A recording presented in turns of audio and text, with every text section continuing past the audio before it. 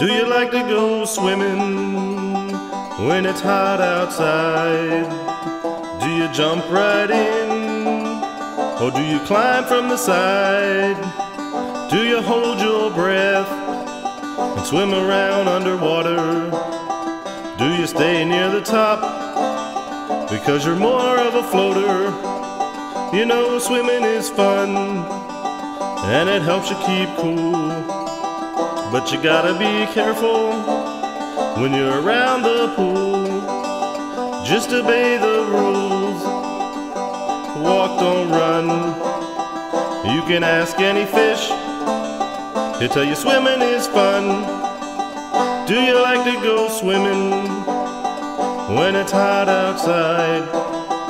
Do you jump right in, or do you climb from the side?